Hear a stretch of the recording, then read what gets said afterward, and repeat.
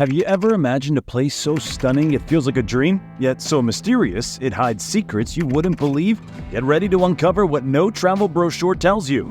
We're diving into the dark side of Iceland.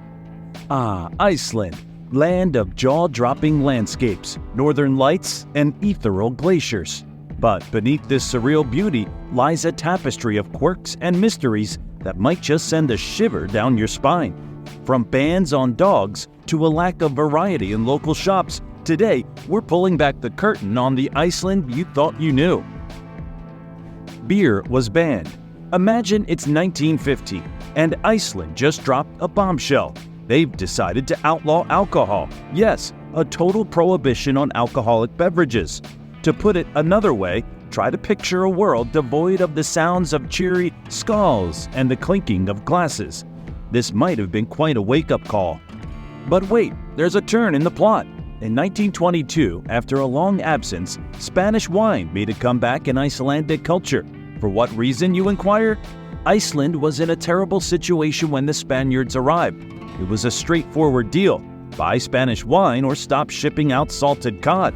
What a diplomatic example of arm twisting. Consequently, Iceland enjoyed a glass of Spanish wine but longed for a cold beer. While alcohol prohibition was finally lifted in 1935, beer was suddenly deemed socially unacceptable. I don't understand why beer stands out. Beer's reputation for encouraging excessive consumption may have played a role, while others point out that its Danish roots ran against Iceland's newly assertive national pride. It was, should we say, a cultural morass. Imagine the Icelanders debating this over the glow of a fire or the awe-inspiring northern lights. The inquiry was, should I get a beer? Let's fast forward to March 1st, 1989, a day that is so significant it is almost a national holiday.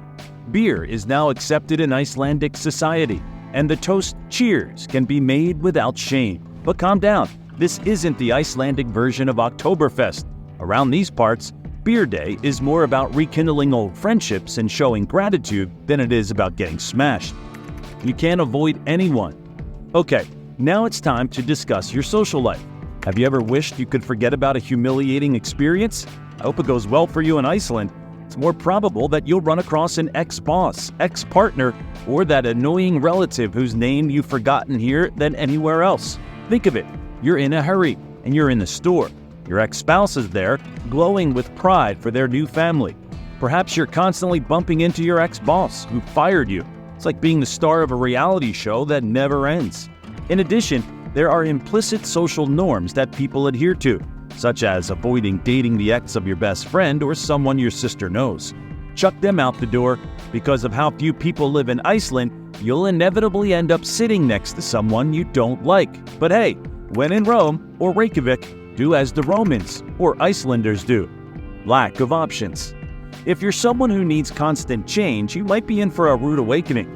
It's like trying to play a board game with only half the pieces when you go shopping in Iceland. It's more secluded here than a penguin is on an iceberg. Obviously, the Arctic winter doesn't scream tropical paradise, so you shouldn't expect a bountiful selection of exotic produce. To be sure, we really know our stuff when it comes to raising livestock, seafood, dairy, and a few hardy vegetables. But what about anything else? Delivered right to your door, honey. Everything you love, from the fruits to the clothes to the tech you can't live without, is probably imported. Also, Reykjavik is your best chance if you want to do some serious retail therapy. The number of choices rapidly decreases once you leave the capital. Don't give up hope just yet, gourmands. Their cosmopolitan cuisine is formidable despite their small size. Indian, Mexican, Chinese, Italian, and countless more cuisines are available. Isolation. While everyone occasionally has the itch to get away from it all, Icelanders have a unique set of challenges when trying to satisfy that desire. A person who chooses to make their home on a secluded island is effectively landlocked due to the presence of water all around them. You could take a boat from Seyðisfjörður to Scotland or Denmark, or you can take a flight, which is what most people do. It's how easy it is, right? But hold on, there's a caveat. You may assume that flying would be cheap. What with Icelandair and EasyJet both servicing the route, even while it's undeniable that Iceland is beautiful, high airfares can make a trip there feel like a financial prison. It's not that natives are bored with their own country, It's just that they appreciate a little diversity now and then. The addition of that spice can feel like a treat when you're in Iceland. Remember that being imprisoned in paradise isn't the worst fate if you're feeling stuck. Weather. The Icelandic climate is notoriously changeable. The weather is the most talked about topic at the office water cooler, surpassing even politics and housing problems. Just imagine, Icelanders stayed indoors, drinking hot cocoa and watching television marathons as snowstorms danced outside. Quite the fairy tale, no? What if, however, the storm decides to stay for the entire winter? No, Icelandic weather is never mild. The next step is the daily clothing lottery. The skies are so beautiful that even Frank Sinatra would be envious when you get up, but when you go outside, the narrative twist is that it's pouring rain. You quickly change back into your raincoat and boots from your stylish outerwear, but hold on, now the sun is directly overhead and you're cooking in your own perspiration. Confused about what to wear? A warm welcome to Iceland, the country of the fashion conundrum. However, there is a bright side. Due to the unpredictability of the Icelandic sky, sunny days are treasured like gold. After making your way through a terrible rain, a ray of sunshine will feel like a magnificent high five. The northern lights are a spectacular sight to behold when night falls, transforming the sky into a cosmic disco. No TV on Thursday. Let's go back in time to 1966, when broadcast television in Iceland was about as common as sunshine in November. The only source of television programming in Iceland until the launch of INN was the U.S. military base in Keflavik. However, keep your ears and antenna open. The early days of INN were nothing like our current Netflix marathons. Think about it. Performances are restricted to Wednesdays and Saturdays. That's right, your TV viewing pleasure is doubled twice a week. The oddness, however, does not end there. On Thursdays, there was complete and utter radio silence and TV blackouts. The July TV blackout arrives as if that weren't already intriguing enough. While the rest of the world watched endless summer repeats, Icelanders turned off the tube to make the most of the season. How's that for harmony with nature? Jump ahead to the year 1983 and ta-da! The July blackout has ended. The TVs were still busy throughout those beautiful months. Once again, by 1987, the television industry has taken a significant leap ahead with the debut of Channel 2. Oh, and did you know what? Finally, Thursdays are now considered primetime. How the Icelandic TV scene has evolved over the years. Citywide ban on dogs. Imagine a citywide ban on dogs in 1924.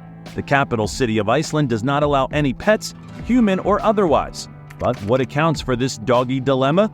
Authorities took this extreme measure due to a disturbing increase in fatal cases of tapeworms transmitted by dogs. Working dogs, however, could still be kept in the country. Present-day Reykjavik allows dog ownership, but only after extensive paperwork and monetary outlays. The strange thing is that even though the dog prohibition is off, Reykjavik is still a safe sanctuary for felines. In a sly nod to the city's unusual pet rules, our feline masters walk the streets like they own the place. In Reykjavik, even owning a pet is an exciting new experience. Fashion trends are bad.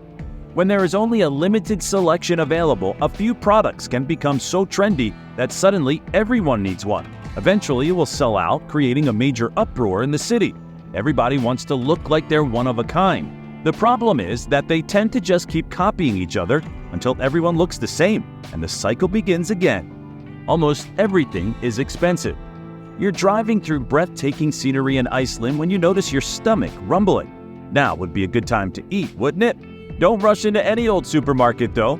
Prices at Iceland's 10 to 11 convenience stores are sky high at any time of day, but particularly so on the weekend. As the sun sets and the weekend approaches, prices do not simply rise, they nearly rocket. State-run liquor shops. You're driving through breathtaking Icelandic landscapes when your stomach starts to rumble. So it's about time for some nibbles, right? Hold on. Don't just rush into any supermarket. 10-11 stores in Iceland are the swankiest of Iceland's grocery stores, charging exorbitant prices, especially outside of business hours and on the weekends. It's true that when Friday night rolls around or Saturday morning rolls around, prices go through the roof. So that's all the time we had today, folks. Hope you enjoyed this video. Don't forget to subscribe to our channel and do hit the bell icon on your way out. See you all next time.